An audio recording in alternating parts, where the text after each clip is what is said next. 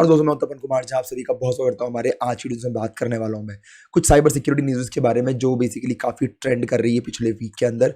और इस वल्नरेबिलिटी पहली वल्नरेबिलिटी जो मेरी आने वाली है वो है कि पालो अल्टो। आपने सुना होगा पालो अल्टो जो है ना एक बहुत फेमस फायरवॉल कंपनी है और इसी के अंदर एक वल्नरेबिलिटी आइडेंटिफाई करी गई है जो बेसिकली इसके pan OS firewall management system के अंदर यहाँ पे आइडेंटिफाई करा गया। एनालिसिस के बाद पता चला ये कुछ 3 आईपी एड्रेस की जो रेंज थी उनसे अनऑथराइज एक्सेस जो है वो लिया जा रहा था। 136 हो गया, 173 हो गया और 216 की आईपी की रेंज का इनको आईपी एड्रेस मिला था जिसके थ्रू एक अनऑथराइज एक्टिविटी जो है ना वो इन्होंने आइडेंटिफाई करी गई थी। इसका सीवीएसएस स्कोर बता दूं मैं आपको 9.3 जो क्रिटिकलिटी को डिफाइन करता है कि आपका जो वल्नरेबिलिटी है वो कितना क्रिटिकल है वो हम इसके सीवीएसएस स्कोर से आइडेंटिफाई करते हैं।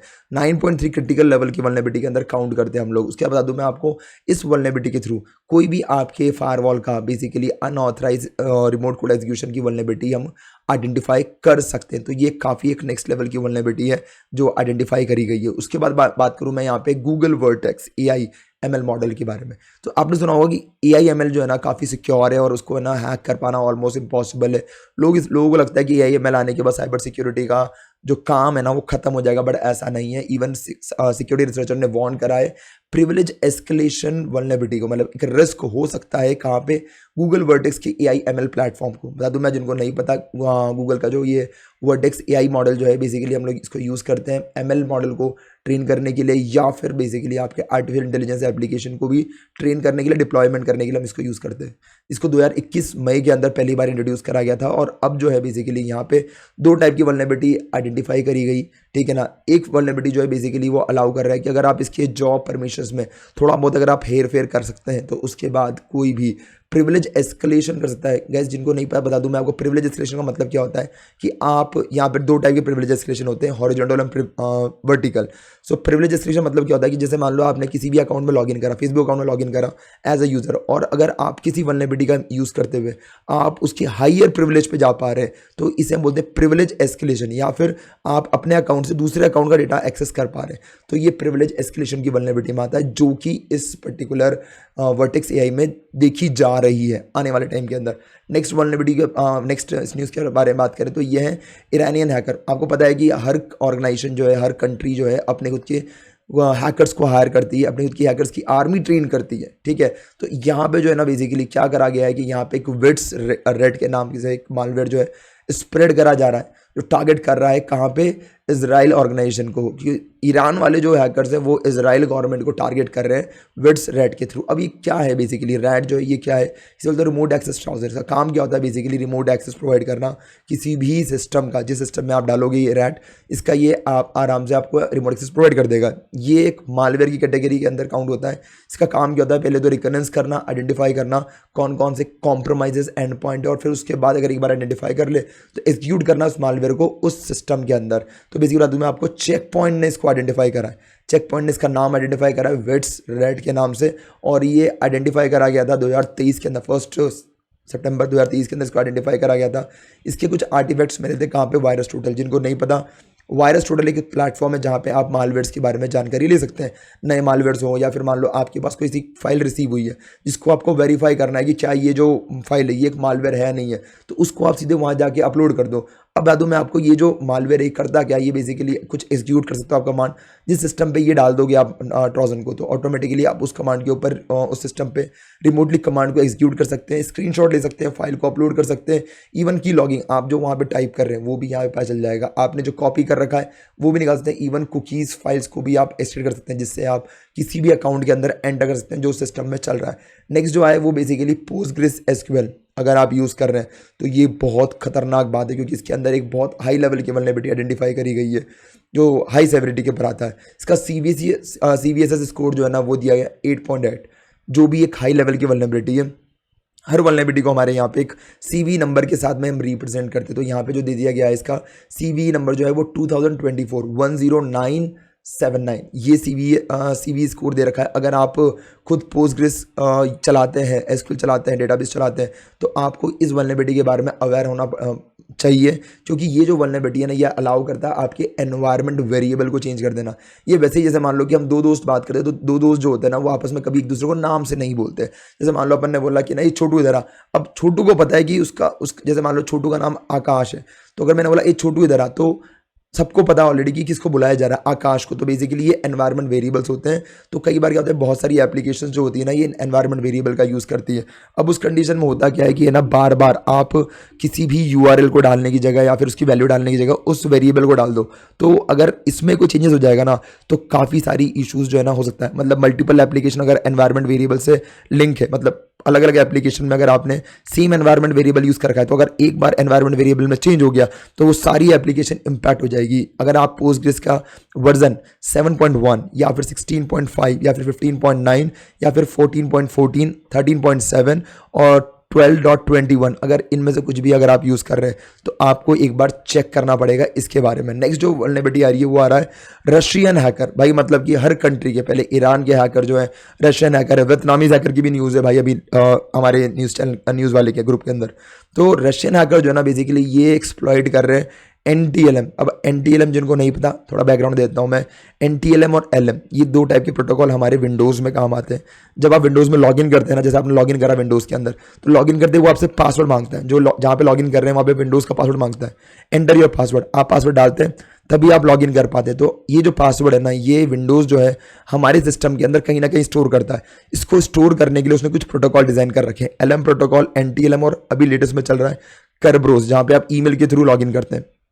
तो बेसिकली NTLM प्रोटोकॉल के अंदर ये एंटी लैन मैनेजर जिसे हम बोलते हैं, इसका काम क्या होता है कि पासवर्ड को हैश में कन्वर्ट कर देना और उसको स्टोर कर देना।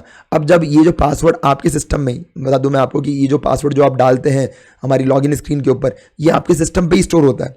तो ये हमारे सिस्टम के अंदर सैम फाइल होती है, वहाँ पे स्टोर होता है और ये NTLM हैशेस के फॉर्मेट में होता है। तो either you get a password और either you get a hash. तो बेसिकली ये वल्नरेबिलिटी अलाउ करती है आपको हैश को एक्सट्रैक्ट करने में। अब ये कर कैसे रही है, पहले आप समझे इसका जो CVSS स्कोर जो ना, जैसे मैंने ऊपर बताया था आपको कि इससे हम क्रिटिकलिटी डिफाइन करते हैं, इसका 6.5 दिया गया है और इसका CV नंबर जो दिया गया। अगर आपको इस वल्नरेबिलिटी के बारे में ज़्यादा जानकारी चाहिए तो आप CV नंबर को सर्च करो 2024 और फिर 43451। अगर आपने इसको सर्च करोगे तो आपको इस वल्नरेबिलिटी के बारे में बहुत डिटेल मिल जाएगी। अभी ये जो हैकर्स है ये क्या टारगेट कर रहे हैं, ये यहाँ पे यूज़ कर रहे हैं, फिशिंग कैंपेन का यूज़ कर रहे हैं। उसका मतलब क्या होता है कि आपको एक मेल रिसीव होगा, मतलब यूक्रेन गवर्नमेंट की तरफ से आपको एक मेल रिसीव होगा जो होगा doc.osvita.kp.gov.ua। इससे एक मेल रिसीव होगा कि आपके डॉक्यूमेंट को रिन्यू करना, एकेडमिक्स जो सर्टिफिकेट होते हैं उनको रिन्यू करना। हमारे आपने देखा होगा हमारे इंडियन गवर्नमेंट के पास भी अपना एक पोर्टल है जहाँ पे आप अपने जितने भी सर्टिफिकेट्स होते हैं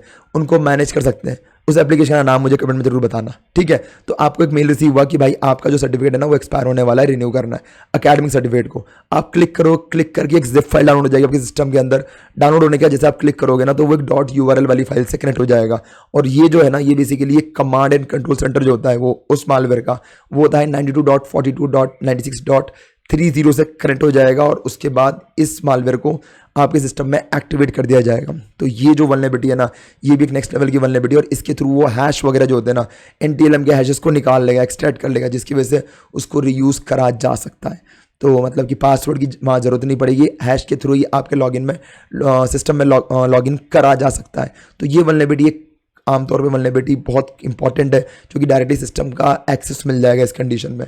नेक्स्ट वल्नरेबिलिटी की बात करूँ मैं आपको, आपके सिस्टम में आपने सुना होगा बिट लॉकर आता है।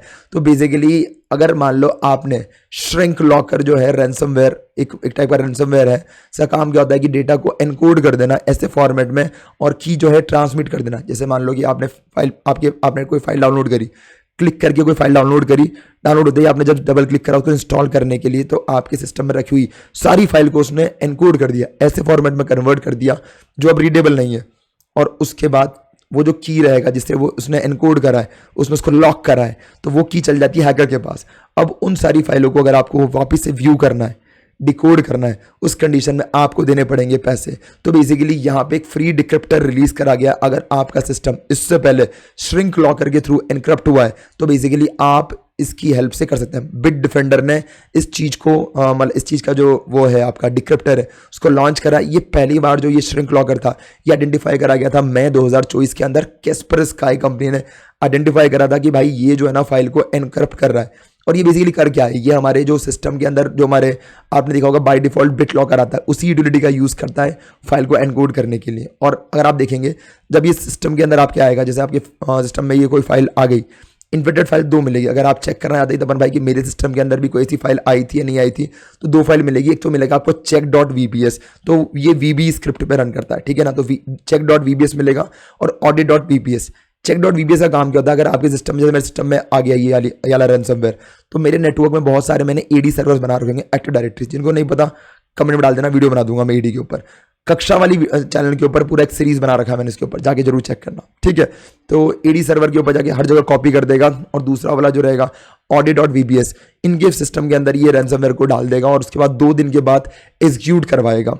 तो बेसिकली अगर आपका सिस्टम आज इन्फेक्ट हुआ है तो 2 दिन के बाद जो है इन्फेक्शन आपको शो करेगा। तो ये ना रैनसमवेयर का डिक्रिप्टर आ चुका है। तो खुशखबरी है आप लोगों के लिए, अगर आपका डेटा एनक्रिप्ट हो गया है इस रैनसमवेयर का यूज़ करते हुए, आप डिकोड कर सकते हो। बिटडिफेंडर ने लॉन्च करा है इसको, ठीक है। अब बात करें एक और लास्ट न्यूज़ जो है, 7th न्यूज़ जो है हमारी इसकी, वो है वियतनाम के हैकर भी, मतलब अगर आप देखेंगे तो हर जगह ही हैकर कुछ ना कुछ काम कर रहे हैं। यहाँ पे एक पाइथन बेस मालवेयर लेकर आए, उसका नाम है PXA स्टेलर। तो भाई ये जो एक मालवेयर है ये लेकर आए हैं वियतनामीज हैकर, और ये टारगेट कर रहे हैं गवर्नमेंट और एजुकेशनल एंटिटीज़ को जो यूरोप के अंदर है या फिर एशिया में। अगर आप यूरोप और एशिया में रन करते हैं तो अब आपको ईमेल्स जो है ना बहुत ध्यान से देखें, क्योंकि नेक्स्ट ईमेल जो आपके पास आ रहा हो सकता है कि आपके सिस्टम को इफेक्ट कर दे और आपके सिस्टम से डेटा निकाल ले।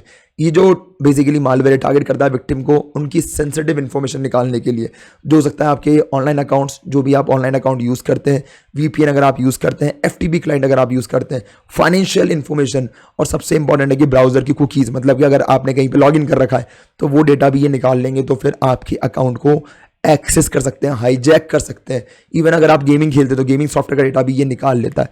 अब बेसिकली सबसे चिंताजनक बात जो है ना इस मालवेयर के साथ में, PXA स्टेलर के साथ में, वो क्या है कि गाइस बता दूं मैं आपको कि ये जो PXA सॉफ्टवेयर है ना, ये आपके ब्राउजर में रखे हुए पासवर्ड आपको पता है, गूगल में आपको जो पासवर्ड स्टोर करो सिक्योर होता है, उसको डायरेक्टली आप व्यू नहीं कर सकते। पर ये जो मालवेयर है ना ये उसको डिकोड कर लेता है और उसके बाद उसको एक्सेस कर लेता है। सबसे बड़ा दिक्कत ये, अब पता कैसे चला कि भाई ये जो है ना ये वियतनामीज हैकर ही कर रहे हैं। तो अगर आप देखेंगे इसके जो टेलीग्राम ग्रुप्स हैं उसके अंदर कमेंट्स जो है ना वियतनाम से आए। बाद में इसको जो अकाउंट चला रहा था वो था लोनी नॉन, ऐसा कुछ नाम था, मैं डाल दूंगा कमेंट में, एक बार देख लेना आप, ठीक है ना। तो उस अकाउंट के थ्रू इसको हैंडल करा जा रहा था। बाद में वियतनाम का फ्लैग मिला, एम्बलम मिला, तो कंफर्म हो गया इस इंफॉर्मेशन को जो यहाँ से चुराई जा रही है वो बेची जा रही थी फेसबुक पे, और फेसबुक के डेटा को रीसेल करा जा रहा था, ज़ेलो अकाउंट को, क्रेडेंशियल्स को रीसेल करा जा रहा था, हैकर्स के द्वारा सिम कार्ड रीसेल करा जा रहा था किसी एक टेलीग्राम चैनल पे जिसका नाम है मुआ बैन सैन मिनी, ऐसा कुछ नाम है, ठीक है ना, वियतनामी में नाम है उसका, तो आप देख लेना उसको। तो ये कुछ जो थे 7 न्यूज़ बहुत अभी ट्रेंड में है। अगर आप CISO हैं या फिर आप CTO हैं तो बेसिकली ये न्यूज़ काम आएंगे आपके। अगर आपका अच्छा फीडबैक रहा, आपको लगा कि तमन भाई ये जो न्यूज़ थी काफ़ी हेल्पफुल थी, आपने थोड़ा डिटेल में और एक्सप्लेन करें, तो मैं नेक्स्ट टाइम और इसको डिटेल में एक्सप्लेन करूंगा। अच्छी लगी तो कमेंट करके बताना कैसा लगा। ये मेरा फर्स्ट एक्सपेरिमेंट था, अच्छा लगा तो डेफिनेटली मैं और भी वीकली फिर लेकर आऊंगा न्यूज़ेस, साइबर सिक्योरिटी ट्रेंडिंग न्यूज़ जो आपको सुन के, आपको पढ़ के शायद आपकी नॉलेज इंप्रूव कर सके और ये आपको अपडेट रहने के लिए हेल्प करेगा। सब्सक्राइब कर ले चैनल को ताकि सारी साइबर सिक्योरिटी न्यूज़ मैं आपको यहाँ पढ़ के सुनाऊंगा और समझाऊंगा भी सही। अब जैसे NTLM आपको नहीं पता था तो मैंने समझाया, आपको नहीं पता था कि ना VirusTotal क्या कौन सा प्लेटफॉर्म है तो वो मैंने समझाया। तो ऐसे में थोड़ा ड्रिल डाउन करूंगा टॉपिक को ताकि आपको हर जो न्यूज़ है वो बहुत डिटेल में समझ में आए। लाइक करना वीडियो को अगर आपको अच्छा लगा तो कमेंट में बताना कैसा लगा हमारा ये नया एक्सपेरिमेंट। सब्सक्राइब कर लेना आने वाले सारी साइबर सिक्योरिटी न्यूज़ के लिए। इस वीडियो इतना ही। Thank you, have a nice day, take care, bye, good night, शब बखैर। मिलते हैं फिर नेक्स्ट वीडियो में। जय हिंद, जय भारत।